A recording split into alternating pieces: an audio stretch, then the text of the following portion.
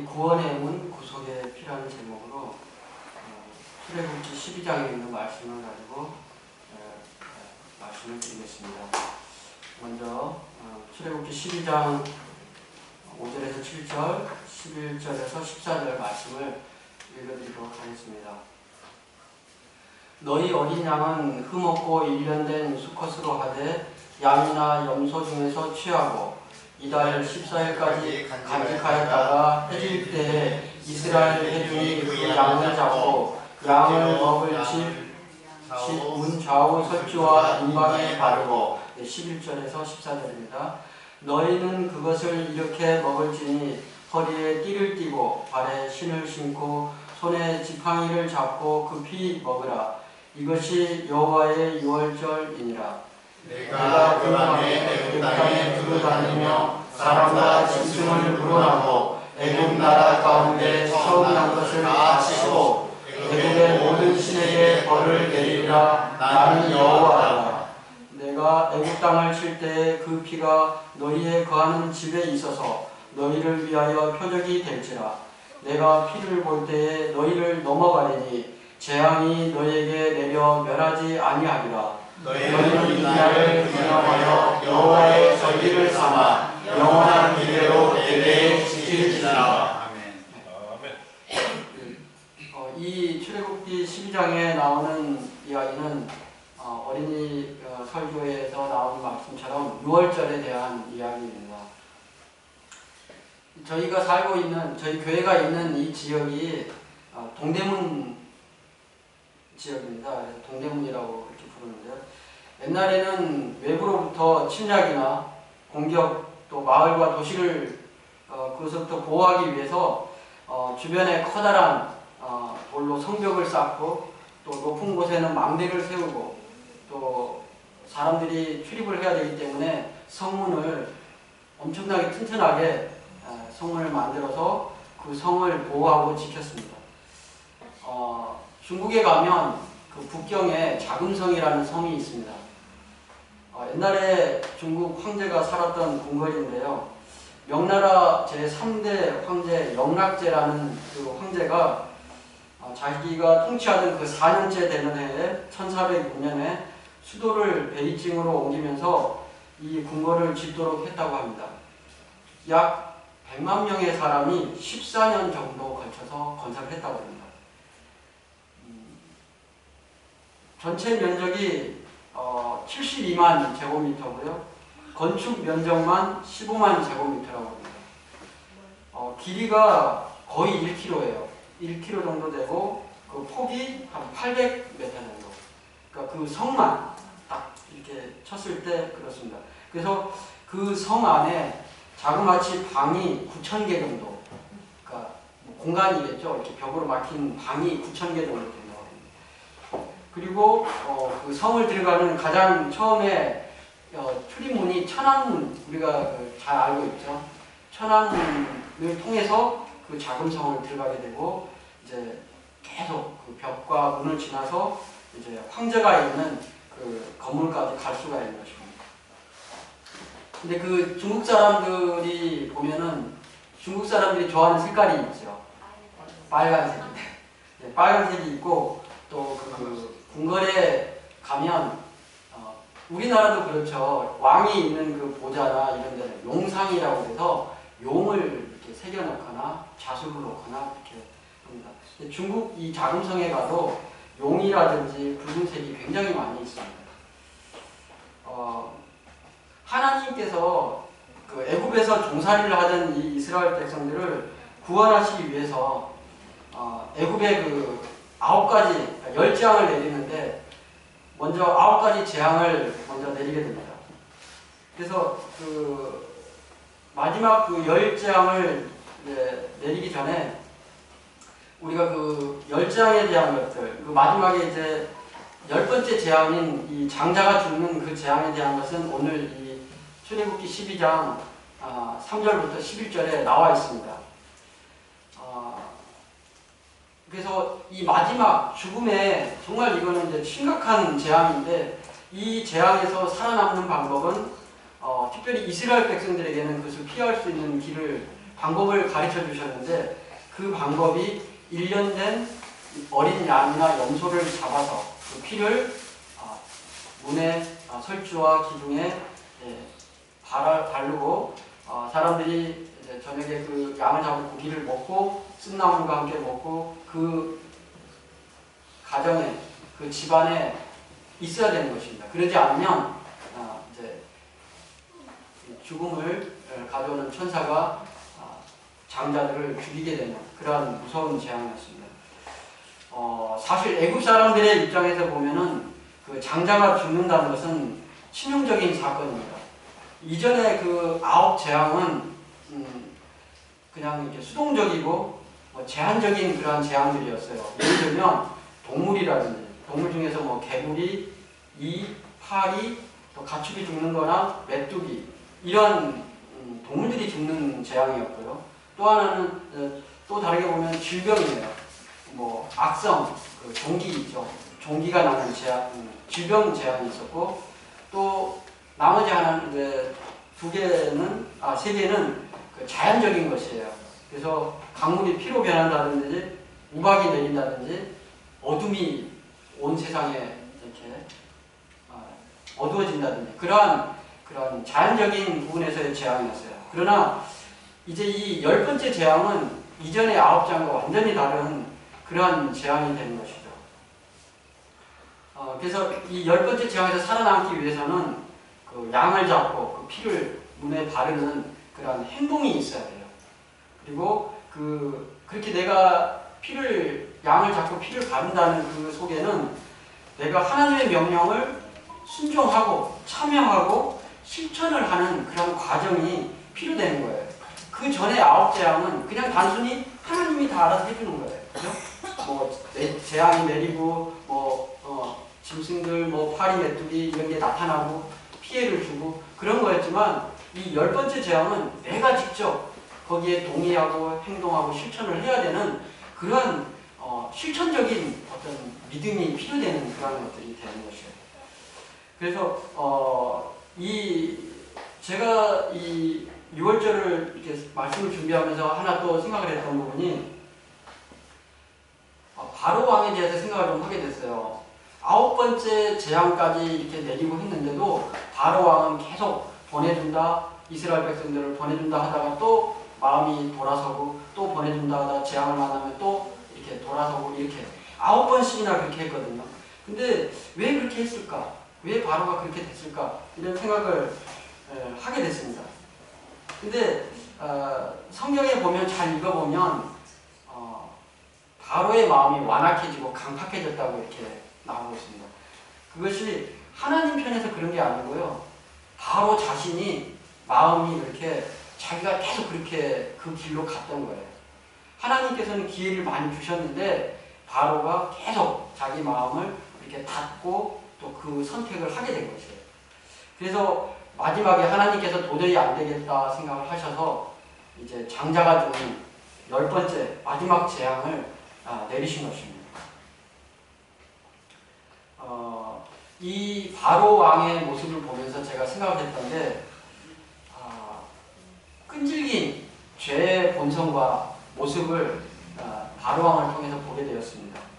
자유와 해방으로 나아가려는 구원의 하나님께로 나가려고 하는 우리를 끝까지 붙잡고 붙들고 끈끈하게 붙잡고 있는 그러한 죄의 본성, 그 죄의 그 결과들을 우리가 바로 왕을 통해서 보게 되는 것입니다. 출애굽기 11장 4절에서 8절을 보면 이런 말씀이 있습니다. 여호와께서 이같이 말씀하시기를 밤중에 내가 애굽 가운데로 들어가리니 애굽 가운데 처음 난 것은 위에 앉은 바로의 장자로부터 맷돌 뒤에 있는 여종의 장자까지와 모든 생축에 처음 난 것이 죽을지라.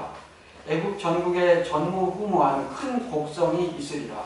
그러나 여호와가 애굽 사람과 이스라엘 사이에 구별하는 줄을 너희가 알리라 하였으니 왕의 이 모든 신하가 내게 내려와서 내게 절하며 이르기를 너와 너를 쫓는 온 백성은 나가라 한 후에야 내가 나가리라 이렇게 말씀하고 있습니다. 유월절은 그 기념적인 동시에 표상적인 것이었습니다.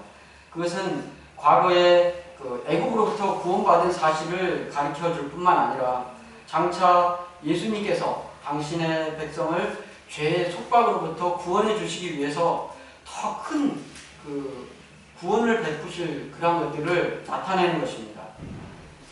희생 제물로 바쳐진 그 어린 양은 우리들의 구원을 위해서 십자가에서 드려진 유일한 희망이신 하나님의 어린 양 되시는 예수님을 나타내는 것입니다. 사도는 이렇게 이야기를 하고 있습니다. 고린도전서 5장 7절에 우리의 유월절 양 곧 그리스도께서 희생이 되셨느니라 이렇게 말을 하고 있습니다. 유월절 양이 죽는 것만으로는 충분하지 못했습니다. 그 피를 문설주에 발라야 하였습니다. 그처럼 예수님의 공로가 각 영혼에게 적용이 되어야 하는 것입니다. 우리는 그분께서 온 세상을 위하여 죽으셨다는 사실뿐 아니라 우리 각자를 위해서 죽으셨다는 것을 믿어야 하는 것입니다. 우리는 속죄의 희생의 공로를 통해 우리 자신에게 그것을 적용시켜야 하는 것입니다. 이렇게 말씀하고 있습니다. 구원의 문 아래에 어린 양의 피가 발려진 문 아래에 그 집에 거할 때에 우리의 생명은 안전과 구원을 받을 수 있습니다. 죽음의 천사가 모든 그 처음 태어난 장자를 죽이기로 한 그날 밤에 정말 모든 사람들이 긴장하고 두근거리는 마음으로 그 죽음의 천사가 그 집을 넘어가기를 기도했을 것입니다. 죽음과 생명을 나누는 차이에는 어린 양의 피를 바르는 행위가 또 그 표가 있었던 것입니다. 예수님께서는 그 어린 양으로서 마가복음 5장 38절에 보면 정말로 그분이 양으로서의 표상이 되었다는 것을 어린 양이셨다는 것을 나타내는 그러한 의미로서 마가복음 5장 38절에 성전에 그 휘장이 찢어지는 그러한 성소제도의 마침이 되시고 또 인류의 구원을 위한 희생양이 되신다는 것을 정확하게 증거해 주시고 보여주셨습니다. 구원은 예수님을 개인적으로 믿고 그 피를 인정하는 것에서부터 시작이 됩니다. 노예가 되었던 이스라엘 사람들은 자유를 얻기 전에 이제 곧 성취될 큰 구원에 대한 그들의 믿음을 보여주어야 했습니다. 피의 표적이 그들의 집에 있어야 했으며 그들은 자신과 가족들을 애굽 사람들과 분리시켜서 그들의 집안에 불러 모아야 했습니다. 이스라엘 사람들이 그들에게 주어진 지시 중에 한 가지라도 무시를 했거나 또 자녀들을 애굽 사람들로부터 떼어놓기를 게을리했거나 또 어린 양은 잡았지만 그 피를 문설주에 바르지 않았거나 또 그 집을 벗어나서 바깥에 있었거나 이런 사람이 있었다면 그 사람은 안전하지 못했을 것입니다. 여호와의 지시를 따르지 않은 어떤 사람이든지 모두 멸망시키는 천사의 손에 의해서 그들의 장자를 잃을 수밖에 없었습니다. 마태복음 21장에 보면은 예수님께서 돌아가시기 전에 예루살렘 성에 입성을 하시는 모습을 보게 됩니다. 그때 많은 사람들이 예수님을 왕으로 이렇게 환호하듯이 찬양을 드리고 또 이렇게 예수님의 그 성으로 들어가시는 모습이 나옵니다. 비록 화려한 그 왕의 행렬처럼 그러한 것은 없었지만 그들은 진정한 마음으로 찬양을 드렸고 또 값진 선물을 예수님께 드릴 수는 없었지만 자기의 겉옷을 땅에 깔아드리고 또 잎이 무성한 감람나무와 종려나무의 가지를 큰 길에 깔아드렸습니다. 그리고 쭉쭉 뻗은 종려나무 가지를 흔들면서 큰 환호성으로 호산나를 외쳤습니다. 예수님께서 사실은 이렇게 하신 적이 거의 없으셨죠. 조금은 의아한 생각이 들어요. 예수님께서는 항상 자신을 드러내지 않으시고 조용하게 공생애를 하시고 봉사하시고 하셨지만 이때만큼은 정말로 공적으로 그것을 제지하지 않고 그것을 이렇게 표현을 하셨는데, 이런 표현을 보면은 예수님께서도 그것을 의도하신 그러한 일임을 알 수 있습니다.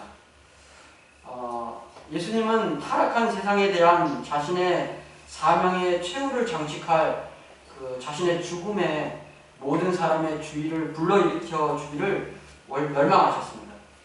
백성들이 유월절을 지키려고 예루살렘에 모여들고 있는 동안에 그 표상적인 희생 제물이었던 그 어린 양이셨던, 이제 정말 어린 양이 되시는 그 예수님, 당신 자신이 희생 제물이 되기 위해서 그 사람들의 시선을 자신에게 이끌기 위해서, 그 사람들의 생각을 다시 한번 생각하기 위해서 그렇게 하셨던 것입니다. 시편 24편을 보면은 예루살렘 성이 위대한 왕의 성이 되는 것을 축하하는 24편이 그러한 노래들 중에 하나입니다. 시편 30장이 그렇고요, 101장이 그렇고 132장이 그러한 예루살렘 성에 대한 찬양의 노래 중에 들어갑니다. 특별히 시편 24편은 사무엘하 6장, 역대상 15장에 있는 사건들을 역사적 배경으로 하고 있습니다. 다윗이 그 여부스 사람에게서 시온 산성을 빼앗은 뒤에 그 법궤를 임시 거처였던 기랏 여아림에서 에벳에돔의 집에서 예루살렘 성읍에 있는 그러한 천막으로 옮기기로 이렇게 결정을 했습니다. 그러한 그 법궤를 그 임시 거처로 옮기는 그런 과정 속에서 이 시편 24편을 의식 행사로 불렀다고 그럽니다.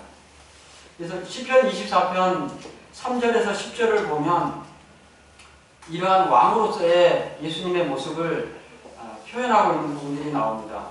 시편 24편 7절에 보면 문들아 너희 머리를 들지어다, 영원한 문들아 들릴지어다, 영광의 왕이 들어가시리로다. 24편 9절에 문들아 너희 머리를 들지어다, 영원한 문들아 들릴지어다, 영광의 왕이 들어가시리로다.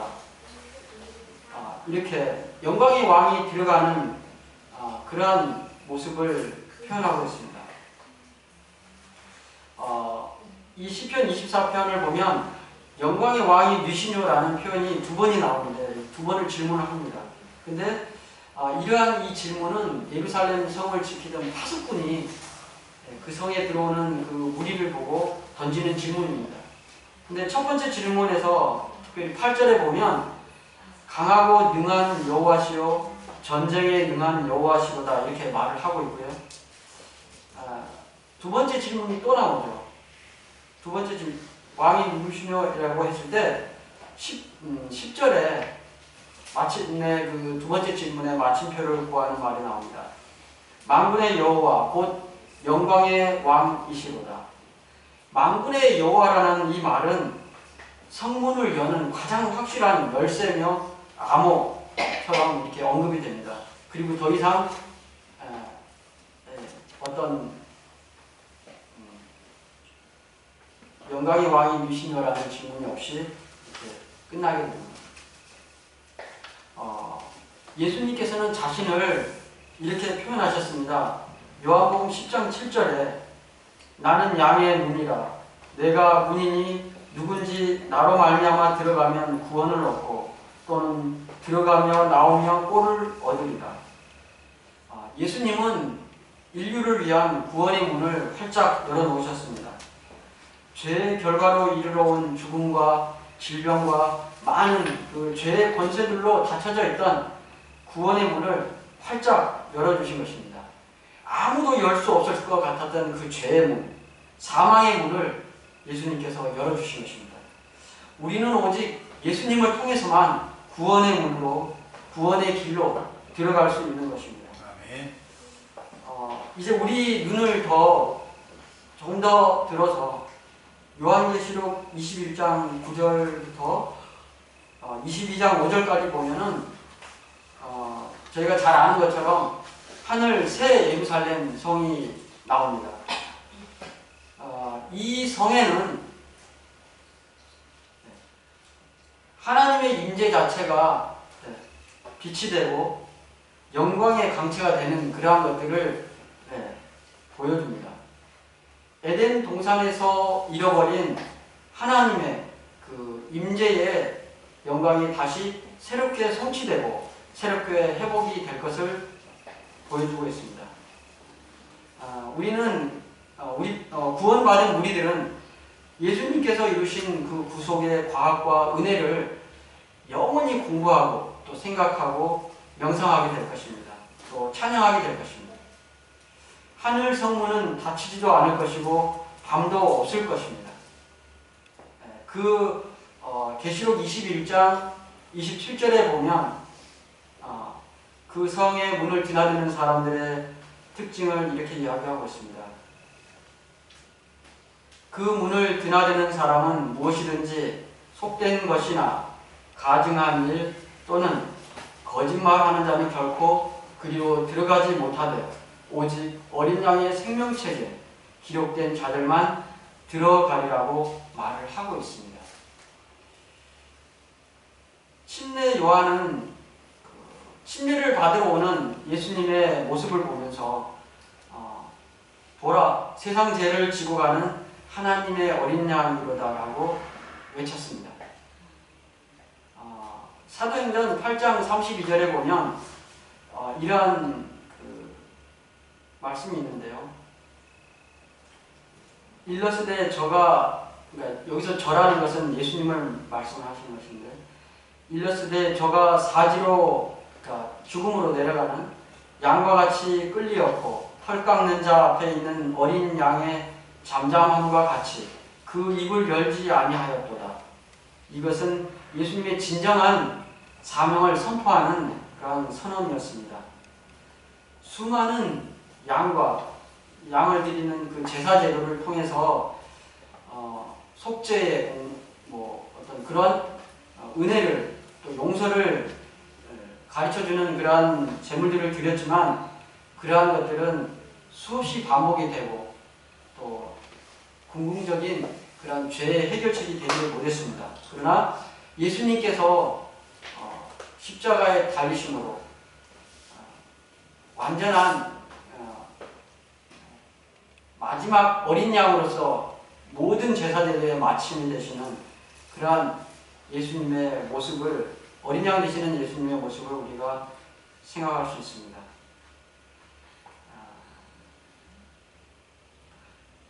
유월절 어린 양의 피를 문 기둥에 바르고 또 그렇게 하는 것, 또 죽음의 그 멸망으로부터 사람들을 구원해주는 그러한 모든 과정은 우리가 예수님께로부터 받는 그러한 모든 구원의 과정을 나타내주고 설명해주고 있습니다. 그래서 오직 예수님을 통해서만 구원이 허락될 수 있는데 그러한 것은 천하 인간에게 구원을 얻을 만한 다른 이름을 우리에게 주신 일이 없다고 하는 그 사도행전 4장 12절의 말씀처럼 구원의 길은 오직 예수님밖에 없는 그러한 것들을 우리가 알 수 있습니다. 그래서 이 마지막에 구원을 받은 그러한 그 백성들 하늘나라에 가게 되면 오직 한 가지 기념물이 존재하게 되는데요. 그 기념물은 예수님께서 십자가에 달리신 그러한 흔적, 그 못자국, 창에 찔린 그 자국, 이러한 것들이 언제나 하늘 그 예루살렘 성에서는 그것이 간직될 그러한 것이라고 이야기를 하고 있습니다.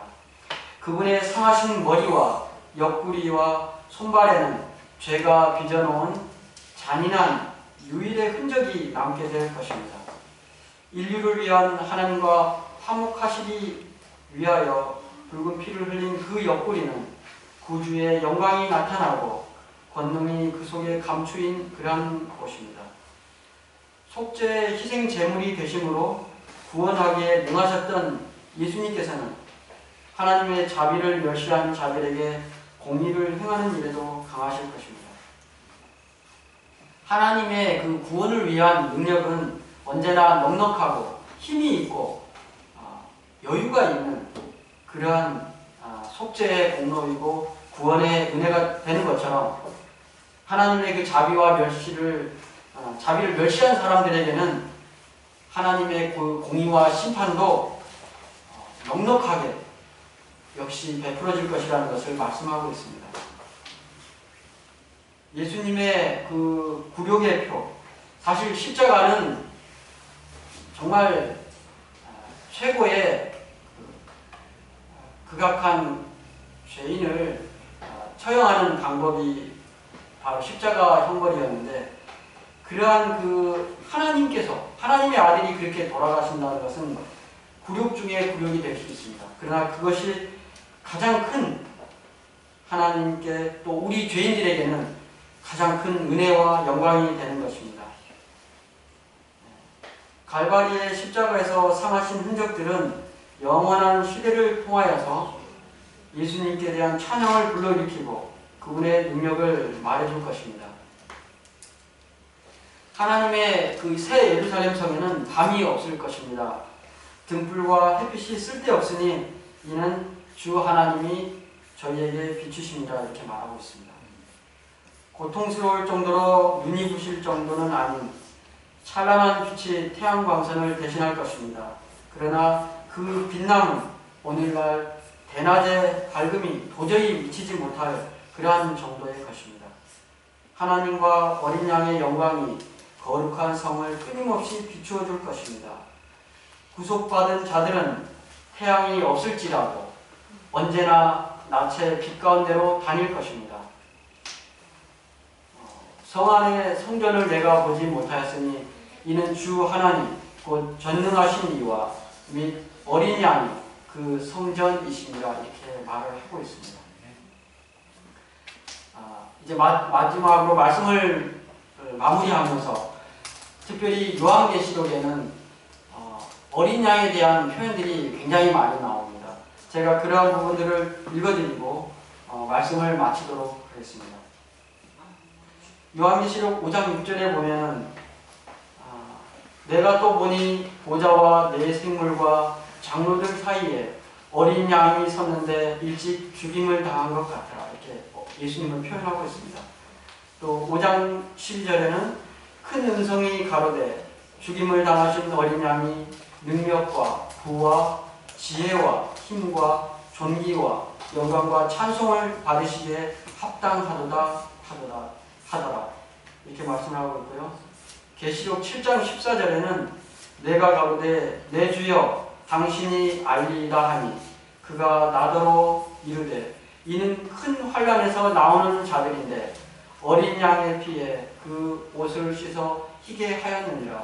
이렇게 말하고 있습니다. 계시록 13장 8절에는 죽임을 당한 어린 양의 생명책에 창세 이후로 농명되지 못하고 이 땅에 사는 자들은 다 짐승에게 경배하리라 말씀하고 있습니다. 그리고 계시록 14장 4절에는 14만 4천인의 특징을 이야기하면서 이 사람들은 여자로 더불어 더럽히지 아니하고 정절이 있는 자라 어린 양이 어디로 인도하든지 따라가는 자며 사람 가운데서 구속을 받아 처음 익은 열매로 하나님과 어린 양에 속한 자들이 이렇게 말을 하고 있습니다. 계시록 19장 7절에는 우리가 즐거워하고 크게 기뻐하여 그에게 영광을 돌리세 어린 양의 혼인 기약이 이르렀고 그 아내가 예비하였으니 이렇게 이야기하고 있습니다. 요한계시록에는 많은 부분에 있어서 예수님 어린 양이 되시는 예수님을 표현하고 있습니다. 끝으로 제가 베드로전서 1장 18절과 19절에 있는 말씀을 마치고 이제 마무리를 하겠습니다. 베드로전서 1장 18절에서 19절입니다. 너희가 알거니와 너희 조상의 유전한 망령된 행실에서 구속이 된 것은 은이나 금같이 없어질 것으로 한 것이 아니요 오직 흠없고 점없는 어린 양 같은 그리스도의 보배로운 피로 한 것입니다. 말씀하고 있습니다. 우리의 구원이 그렇게 예수님의 그 값진 희생으로 이루어졌다는 것을 분명하게 이야기하고 있는 것입니다. 저는 오늘 부족하지만 출애굽 당시 유월절과 어린 양의 피를 통해서 우리가 영적으로 배울 수 있는 교훈들을 말씀드렸습니다. 오늘 우리는 어린 양 되시는 예수님의 피를 통해서 대속의 은혜와 영원한 소망을 간직할 수 있게 되었습니다. 또한 예수님은 죄의 그 애굽 생활에서 벗어나서 자유와 해방, 또 구원의 문이 되시고 굳게 닫혔던 은혜의 문, 하늘의 문을 우리에게 열어주셨습니다. 그 보혈의 의미와 적용이 우리들 개인적으로 우리 마음속에 이루어지고 또 그것으로 인해서 감사하는 저희 모두의 삶이 되기를 바라는 마음으로 말씀을 마치겠습니다. 아멘.